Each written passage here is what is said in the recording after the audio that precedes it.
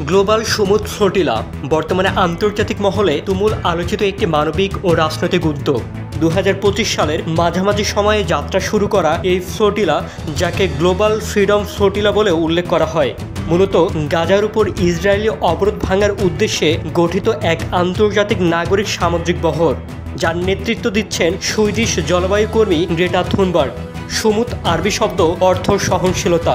এই আদর্শকে সামনে রেখে গড়ে ওঠা বহরটিতে রয়েছে বিশ্বের 44টিরও বেশি দেশের নাগরিক। অংশগ্রহণ করেছেন চিকিৎসক, ধর্মযাজক, মানবাধিকার কর্মী, নাবিক, শিল্পী ও আইনজীবী সহ বিভিন্ন পেশাজীবী। সর্বশেষ তথ্যানুসারে ফ্লোটিলাটি গাজার উপকূল থেকে প্রায় 370 কিলোমিটার দূরে অবস্থান করছে। প্রতিটি জাহাজে খাদ্য, ওষুধ ও জরুরি সহায়তার সামগ্রী বহন করা হচ্ছে। নিরাপত্তা ঝুঁকি থাকা সত্ত্বেও অংশগ্রহণকারীরা শান্ত, সজাগ ও উদ্দেশ্যের প্রতি অটল।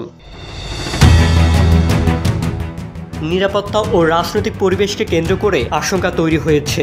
ইসরায়েলি বাহিনী যে কোনো মুহূর্তে বহরটি থামাতে বা আটকাতে পারে।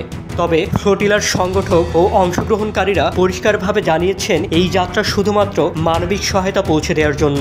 এই উদ্যোগের পেছনে রয়েছে Freedom Flotilla Coalition, Global Movement to Gaza ও মাগরেব সমুদ্র ফ্লোটিলার মতো অঙ্গ সংগঠন। গত আগস্ট থেকে জেনোয়া, বার্সেলোনা, কাতালোনিয়া, সাইরাস ও তিউনিস থেকে একাধিক কনভয় যাত্রা শুরু করে। যদিও আবহাওয়ার কারণে কিছু বহর বিলম্বিত হয়, সেপ্টেম্বরে বেশ কিছু অংশ সফলভাবে একত্রিত হয়ে গাজার দিকে অগ্রসর হয়। ফ্লোটিলাকে সমর্থন জানিয়েছেন ইতালির রাজনৈতিক দল ও সংসদ সদস্যরা, স্পেন ও পর্তুগালের পার্লামেন্ট সদস্যরা, কলম্বিয়ার প্রেসিডেন্ট গুস্তাভো পেত্রো এবং জাতিসংঘের বিশেষ প্রতিবেদক ফ্রান্সেস আলবানিস। গ্লোবাল সমুদ্র ফ্লোটিলা শুধু একটি মানবিক সহায়তা মিশন নয়, এটি এখন আন্তর্জাতিক আইন, মানবাধিকার এবং রাজনৈতিক সংবেদনশীলতার কেন্দ্রে অবস্থান করছে। বিশ্বের চোখ এখন এই বহরের পরবর্তী গতিপথ এবং আন্তর্জাতিক প্রতিক্রিয়ার দিকে। আইনি দৃষ্টিকোণ থেকে বিষয়টি জটিল হয়ে উঠেছে। ইসরায়েল ঘোষণা দিয়েছে ফ্লোটিলা তাদের বিপদসীমায় প্রবেশ করেছে। তবে ক্রোয়েশিয়ান মানবাধিকার আইনজীবী মোরানো মিলজানোভিচ সতর্ক করে বলেছেন, আন্তর্জাতিক জলসীমায় কোনো বেসামরিক জাহাজ আটকানোর বৈধতা কোনো রাষ্ট্রের নেই, যদি না সেখানে সরাসরি নিরাপত্তা হুমকি বা অপরাধ সংগঠনের কোনো প্রমাণ থাকে।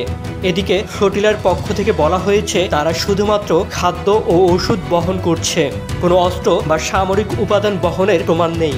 ফলে এটি নিছক মানবিক একটি উদ্যোগ এবং তা থামানোর আইনি ভিত্তি দুর্বল।